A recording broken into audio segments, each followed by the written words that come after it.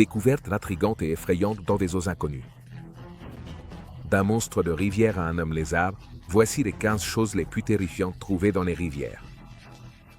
Numéro 15, la Dame de la Seine. Avez-vous déjà contemplé un visage à la fois troublant de beauté et si énigmatique qu'il vous hante longtemps après l'avoir vu? C'est exactement ce que le visage de la femme découverte dans la Seine a fait ressentir à de nombreuses personnes. Au XIXe siècle, une jeune femme a été découverte dans la Seine. On l'a trouvée flottant dans l'eau, sans signe de vie. Mais il y avait quelque chose dans son visage. Elle semblait paisible, presque comme si elle dormait. Son identité étant inconnue, elle a attiré l'attention de beaucoup de gens. En fait, après la découverte, un pathologiste a trouvé son visage si extraordinaire qu'il en a fait un moulage, un masque mortuaire. Ce masque, qui montrait ses traits délicats et une esquisse de sourire, a commencé à circuler. Les gens en ont fait des copies et bientôt le visage de cette femme est apparu partout, dans les maisons, dans les ateliers d'artistes, partout. Et ainsi, aujourd'hui, on peut voir le visage de la Dame de la Seine presque partout. La fascination pour la figure énigmatique de cette femme a donné lieu à de nombreuses théories et spéculations sur son identité et son lien avec la Seine.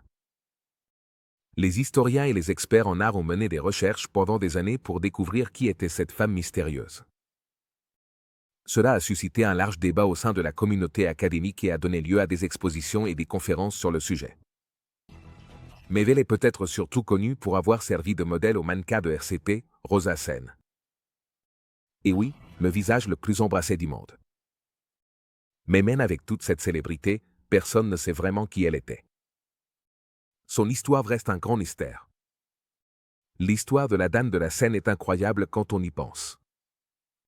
Bien qu'elle soit connue de beaucoup, sa véritable histoire n'a jamais été découverte. Je suis sûr que certains spectateurs du domaine médical ont déjà entendu parler de cette histoire.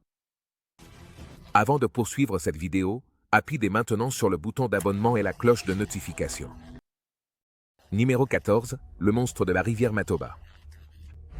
Dans la rivière Matoba, célèbre pour ses eaux cristallines et sa flore luxuriante, se trouve un être énigmatique connu sous le nom de Nguma Monan.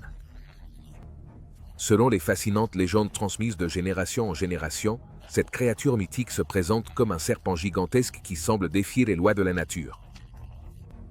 Les récits locaux décrivent le Nguma Monan comme une entité d'une longueur extraordinaire, dont le corps éthéré évoque l'image d'un esprit ancestral. Sa tête, à l'apparence de lézard, a fasciné les habitants de la région pendant des siècles, laissant une empreinte importante dans la culture locale. Son nom même se traduit par grand kython ou grand serpent en lingala, une langue locale du Congo. Ce qui maintient cette légende vivante, ce sont les apparitions. Au fil des années, plusieurs témoignages de villageois et même de certains explorateurs affirment avoir vu cette créature. Ces observations décrivent le Nguma Monan comme mesurant entre 10 et 15 mètres de long, avec une épine dorsale ou une crête le long du dos. Ce n'est pas un petit poisson. On le décrit souvent comme étant de couleur brun grisâtre, avec une fourche, une langue et de courtes pattes.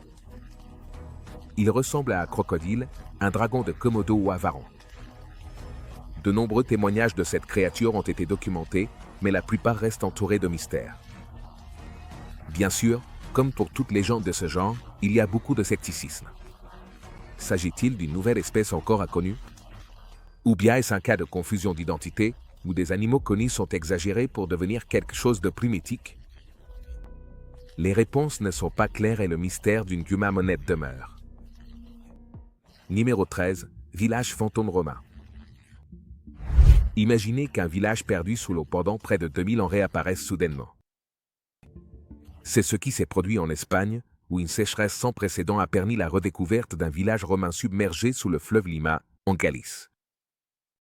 On pense que ce village est l'ancien camp militaire romain appelé Axikirken, qui a disparu il y a plusieurs siècles sous les eaux d'un réservoir du fleuve Lima. L'histoire de ce campement militaire romain est fascinante et remonte à l'époque où l'Empire romain était à son apogée. Les archéologues ont étudié ce site pendant des années et ont découvert des artefacts et des ruines qui révèlent des informations sur la vie dans le camp militaire submergé. Bien que le village ait été englouti il y a très longtemps, son héritage perdure dans la mémoire de ceux qui s'intéressent à l'histoire romaine et à l'archéologie. Si ce n'était pas pour la grave sécheresse, il serait resté caché. On pense qu'autour de l'an 75 après Jésus-Christ, ce village a joué un rôle important dans la stratégie militaire romaine. Axi Kerkeni était un centre animé pouvant accueillir jusqu'à 600 soldats romains. Il disposait de casernes, d'un hôpital, d'un temple et même de thermes. Malgré son importance, elle a été abandonnée un siècle plus tard et a fini submergée par la rivière. De récentes images de drones et des photographies aériennes ont capturé l'étendue des ruines.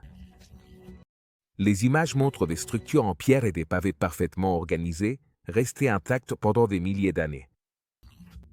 Les arbres qui dominent ces incroyables ruines, désormais visibles à mesure que l'eau se retire, ont amené beaucoup de gens à se demander quels autres secrets historiques se cachent sous ces eaux. Cette ville fantôme, qui est passée d'un centre animé de la vie romaine à une ruine submergée et oubliée, est sans aucun doute une découverte importante. Numéro 12, Alti. Altimaja, affectueusement surnommé Alti, est l'un des nombreux cryptides qui résideraient soi-disant dans les rivières, en particulier dans les eaux troubles de la rivière Altimaja en Géorgie. L'Altimaja puise ses racines dans la tradition Muskoji. On compare souvent cette créature à l'alligator gar en raison de son apparence physique intimidante et similaire. Cependant, ce n'est pas seulement son apparence qui a contribué à sa renommée et à sa notoriété. Au fil du temps, l'existence de cette créature est devenue partie intégrante de la riche tradition locale et a fait l'objet de nombreuses histoires et légendes transmises de génération en génération. Les observations récurrentes autour de Darien et du comté de Enséintoche ont maintenu vivante la fascinante légende d'Alti. Ces récits décrivent des rencontres avec une créature semblable à un serpent, ajoutant encore plus de crédibilité et renforçant la croyance en l'existence d'Alti chez de nombreuses personnes. L'un des incidents les plus remarquables concernant Alti s'est produit en 2018, lorsque des restes en décomposition ont été découverts sur une plage du refuge national de la faune de Wolf Island. Cela a déclenché de nombreuses spéculations sur l'existence de l'Altimaja. Cependant, il a ensuite été révélé que les restes étaient une création de l'artiste performeuse Zardulu, fabriquée à partir d'un requin empaillé et d'une machette en papier. Aujourd'hui, la preuve la plus tangible et visuelle de l'existence d'Alti est peut-être une œuvre d'art créée par Rick Spears, un talentueux paléoartiste. Cette œuvre prend la forme d'une impressionnante sculpture de l'Altimaja, qui est actuellement exposée dans le prestigieux centre d'accueil du comté de Darren-Saintoche. Numéro 11, Crocodile du Nil dans la Seine. En 1984, des employés de la mairie de Paris travaillaient dans les égouts près de la Seine lorsqu'ils sont tombés sur quelque chose d'extraordinaire. Là, au cœur des bas-fonds de la ville, vivait un énorme crocodile du Nil, que l'on a rapidement surnommé affectueusement Eleanor. La façon dont il est arrivé là reste un mystère, mais on suppose qu'il s'agissait d'un animal de compagnie devenu trop encombrant pour ses propriétaires, qui l'aurait relâché dans la nature, une pratique malheureusement courante, surtout avec les animaux exotiques. Une fois le choc initial passé et la situation évaluée, une opération de sauvetage minutieusement planifiée a été menée.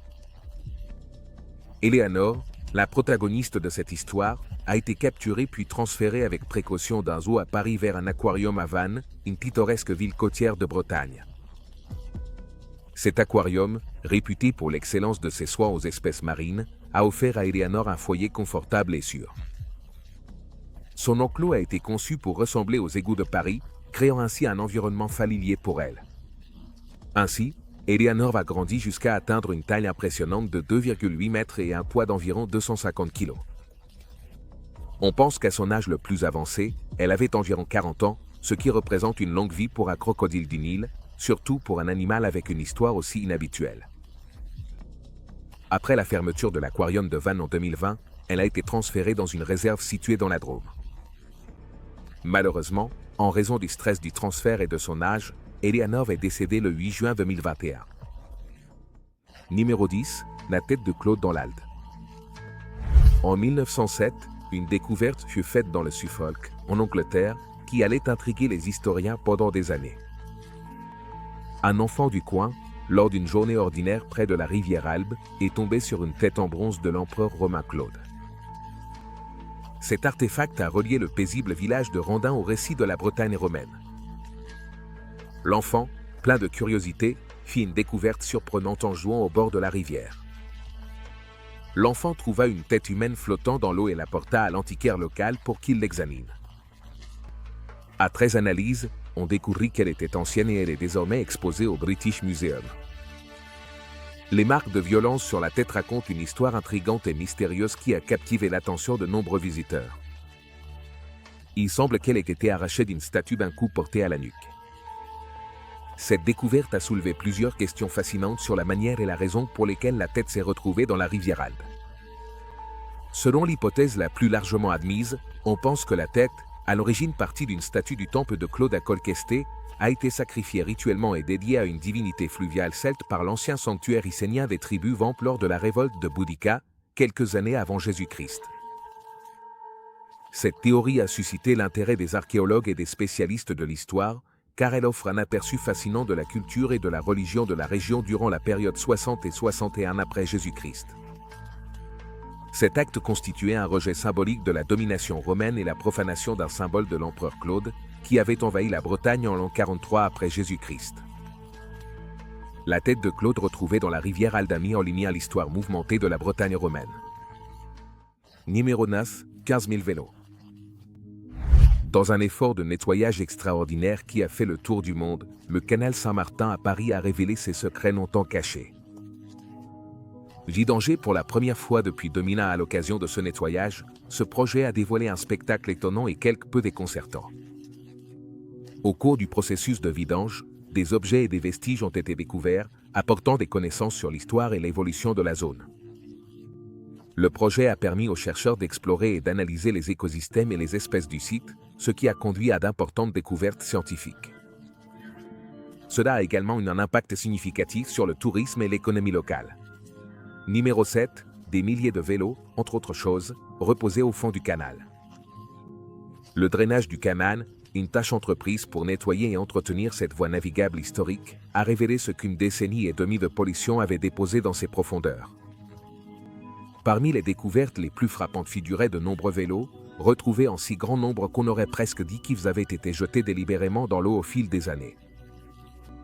Bien que les chiffres précis puissent varier, la découverte d'une multitude de vélos et même de motos n'a pas seulement surpris, elle a aussi servi de rappel sombre des problèmes de pollution auxquels sont confrontées les voies navigables urbaines. La vision de ces vélos enquilés les uns sur les autres illustre une tendance inquiétante de mépris pour l'environnement. Cette découverte a servi de signal d'alarme quant aux conséquences de la pollution et à l'importance d'une élimination responsable des déchets. L'accumulation de quantités aussi importantes de déchets, y compris des vélos et des motos, a des effets néfastes sur la vie marine et la qualité de l'eau. Numéro 8, bombe non explosée de la Seconde Guerre mondiale. Imaginez-vous en train de vous promener sur le lit asséché d'une rivière en Italie, profitant peut-être de la vue inhabituelle d'un cours d'eau exposé au soleil. Mais soudain, vos yeux se posent sur quelque chose qui dépasse du sol, quelque chose qui semble avoir été oublié par le temps et qui se révèle maintenant à vos yeux curieux. Cette découverte inattendue transforme votre promenade paisible en une véritable aventure historique, comme si vous viviez les pages d'un livre du passé. Ce que vous avez trouvé n'est pas une relique ordinaire, mais un trésor perdu qui renferme des secrets et des mystères restés cachés pendant des siècles. Il s'agit d'une bombe non explosée de la Seconde Guerre mondiale. Ce n'est pas une scène de film, mais bien un fait réel qui s'est produit en Italie. La découverte d'une bombe de la Seconde Guerre mondiale dans une rivière italienne asséchée soulève des questions fascinantes et nous invite à réfléchir sur le passé. Ce documentaire nous permet d'en apprendre davantage sur la guerre et ses conséquences, et d'apprécier le courage de ceux qui ont combattu. C'est un rappel de l'importance de préserver et d'étudier l'histoire. C'est un rappel brutal des cicatrices durables laissées par la guerre. La bombe, probablement vestige des féroces batailles qui ont ravagé l'Europe il y a plus de 70 ans, gisait inactive, enfouie sous la vase et la boue de la rivière. Mais pourquoi se trouvait-elle là? Pendant la guerre, les rivières et les ponts étaient des points stratégiques, souvent attaqués pour interrompre les mouvements de l'ennemi.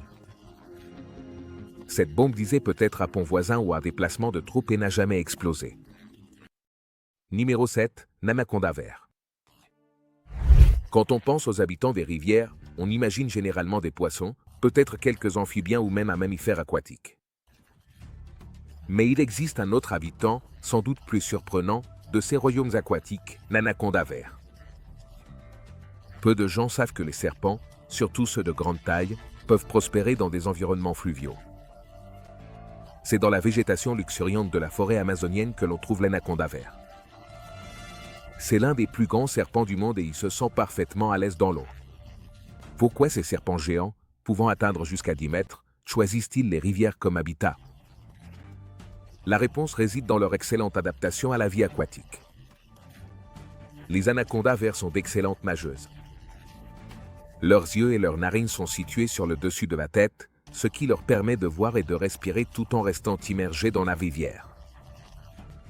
L'anaconda est un prédateur de premier ordre. C'est ici qu'il chasse, camouflé dans l'eau trouble, attendant patiemment des proies comme des poissons, des oiseaux ou de petits mammifères. Mais contrairement aux chasseurs agressifs de l'imaginaire populaire, les anacondas sont des prédateurs d'embuscade qui misent davantage sur la discrétion que sur la vitesse.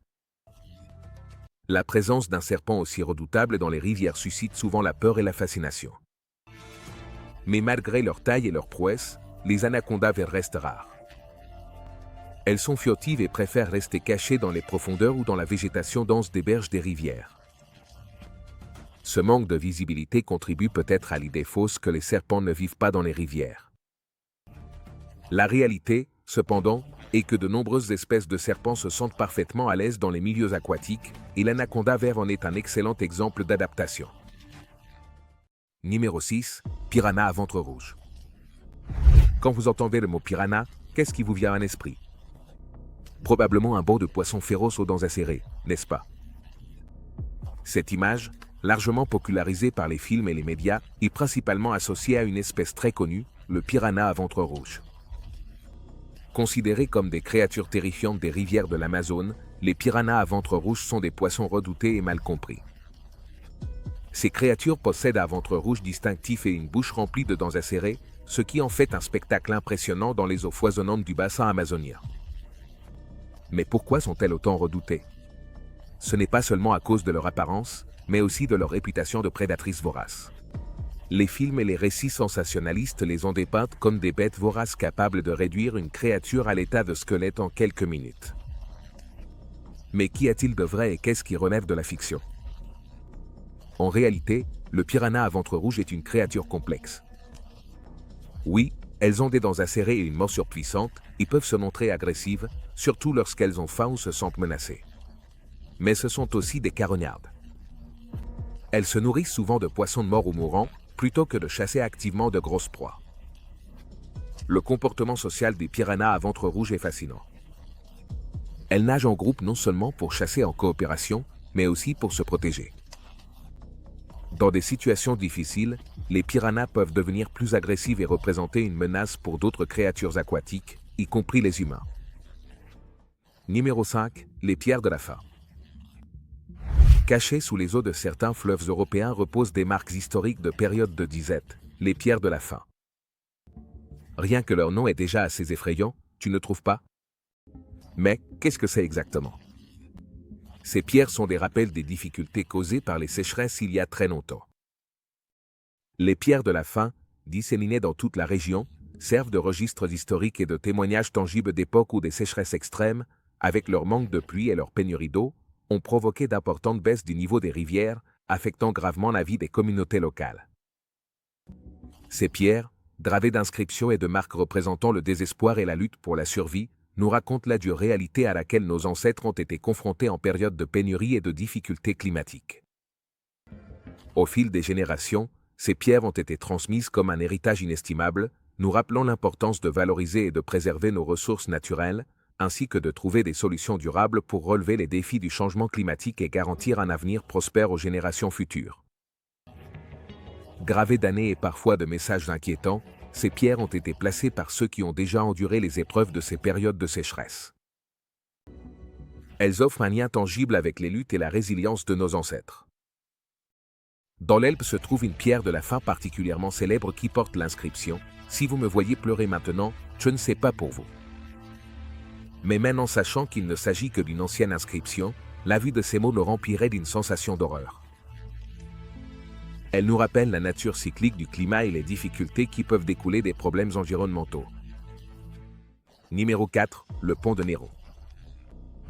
Une récente sécheresse en Italie, décrite comme la pire des 70 dernières années, a provoqué la réapparition remarquable d'un ancien pont connu sous le nom de pont de Néron ou Nianus de Néron. Ce pont, qui faisait autrefois partie du riche paysage architectural de Rome, a été construit au 1er siècle, probablement sous le règne de l'empereur Néri ou de son prédécesseur, l'empereur Caligula. Situé près du fleuve Tibre, à proximité du Vatican, le pont reliait à l'origine la ville au jardin de Néron sur la colline du Janiculum, près de l'actuelle place Saint-Pierre. Cependant, au IIIe siècle, le pont s'était détérioré et était à l'abandon. La circulation fut redirigée vers le pont voisin de Sant'Angelo, qui joua un rôle fondamental dans le passage des pèlerins par le château Saint-Ange en direction du Vatican. On pense que le pont de Néron était à l'origine composé de 4 piliers, mais 2 d'entre eux furent démantelés au XIXe siècle afin d'améliorer la fluidité du trafic fluvial. La récente sécheresse en Italie a considérablement fait baisser le niveau des eaux du Tibre, révélant bien plus de structures du pont que ce qui est habituellement visible la plupart des années. Pendant la saison la plus sèche, seules des parties d'une pile sont visibles, mais les conditions actuelles ont mis au jour des parties d'une seconde pile. Le gouvernement a déclaré l'état d'urgence dans plusieurs régions en raison de la sécheresse prolongée et de la vague de chaleur qui l'accompagne. Mais avec cette chaleur extrême qui a asséché certains plans d'eau à travers le monde, plusieurs sites historiques oubliés ont refait surface. Numéro 3, le requin de la rivière Ohio. La rivière Ohio, qui traverse plusieurs États des États-Unis, est largement reconnue pour sa beauté naturelle étonnante et son écosystème diversifié et dynamique. Ce fleuve, qui serpente majestueusement tout au long de son parcours, a longtemps été un refuge pour une grande variété d'espèces aquatiques. Malgré l'abondance de vie aquatique dans ces eaux, la découverte d'un requin bulldog dans la rivière Ohio en 2021 a été surprenante. Seule la tête du requin a été retrouvée, ce qui a suscité de l'intérêt et des questions sur la façon dont elle est arrivée là et sur les implications pour l'écosystème. Cette découverte nous rappelle l'importance d'explorer et d'étudier les mystères de la nature qui nous réservent toujours des surprises dans des endroits inattendus. Les requins bulldog, connus pour leur capacité à s'adapter à diverses conditions aquatiques, sont l'une des rares espèces de requins capables de survivre aussi bien en eau salée qu'en eau douce. La découverte du requin bulldog dans la rivière Ohio soulève des questions intrigantes sur le comportement et les schémas migratoires de ces animaux. Les requins bulldog, que l'on trouve généralement dans des eaux chaudes et peu profondes le long des côtes et des rivières proches de la mer, sont connus pour remonter les cours d'eau. Cependant, atteindre la rivière Ohio est un exploit impressionnant qui témoigne d'un niveau remarquable de résistance et d'adaptabilité. Espérons que ce sera la dernière fois que ces prédateurs s'aventurent dans la rivière. Mais peut-être qu'il n'y avait pas lieu de s'inquiéter dès le départ. Après tout, beaucoup pensent que la tête a simplement été jetée dans la rivière pour susciter l'excitation parmi les habitants. Numéro 2, l'homme lézard du Marais. Au cœur du Marais de Caroline du Sud repose une légende aussi déconcertante que captivante. L'homme lézard du Marais de Skate. Cette créature insaisissable, décrite comme un humanoïde reptilien de plus de 2 mètres de haut, à la peau sombre et écailleuse, est apparue pour la première fois à la fin des années 1980. Elle a suscité la fascination du public avec des histoires de rencontres et de dommages inexpliqués sur des véhicules, tous attribués à cette énigme mystérieuse qui habite le Marais. Un aviateur affecté à une base locale a déposé une plainte auprès de la police, affirmant avoir rencontré une créature reptilienne connue sous le nom d'homme lézard sur l'autoroute 15. Au début, il a déclaré lui avoir tiré dessus pour se défendre et a présenté comme preuve quelques écailles et du sang qui appartenaient soi-disant à la créature. Cependant, il a ensuite avoué avoir inventé toute l'histoire pour attirer l'attention. Cette confession a révélé que l'observation était une pure supercherie. Même si l'histoire s'est avérée fausse, elle a provoqué une grande agitation dans la communauté et a soulevé des questions sur l'existence de créatures mythiques. Pour entretenir l'intérêt autour des histoires de l'homme lézard, une station de radio locale est même allée jusqu'à offrir une récompense d'$1 million à quiconque parviendrait à capturer la créature insaisissable vivante, mais personne n'y est parvenu. Bien qu'il n'existe toujours aucune preuve concrète de l'existence de l'homme lézard, les histoires continuent de se répandre. Numéro 1, la baleine dans la Tamise. Les baleines ne se trouvent généralement pas dans les rivières en raison de leur habitat naturel dans l'océan. Cependant, lors d'un événement inhabituel en 2006, une baleine nommée Willy a réussi, d'une manière ou d'une autre, à s'aventurer dans la Tamise. Lors de cette visite incroyable, les habitants locaux ont été complètement stupéfaits et fascinés par la présence inattendue de ce visiteur. Ce moment crucial a poussé des équipes de secours dévouées et courageuses à se mobiliser rapidement, travaillant sans relâche en étroite collaboration avec des vétérinaires expérimentés et des experts de la vie marine. Grâce à leurs efforts conjoints, une opération de sauvetage réussie a pu être menée, laissant une empreinte durable dans la communauté locale. Leur principal objectif était de fournir les soins nécessaires et de mener une opération de sauvetage extrêmement délicate et méticuleuse. Tout cela dans le but de garantir que la majestueuse baleine puisse être rendue à son environnement naturel, vaste et merveilleux, en toute sécurité et avec succès, là où elle appartient. Malheureusement, malgré les efforts inlassables des équipes de sauvetage dévouées, la baleine, identifiée comme étant juvénile, a rencontré de nombreuses difficultés dans l'environnement totalement inconnu et difficile du majestueux fleuve Tamise. Le fleuve, avec son activité trépidante et les différentes conditions de l'eau, contraste clairement avec l'immense et paisible océan, qui est l'habitat naturel où ces magnifiques créatures marines prospèrent et s'épanouissent dans toute leur splendeur. Merci de nous avoir regardés. À la prochaine.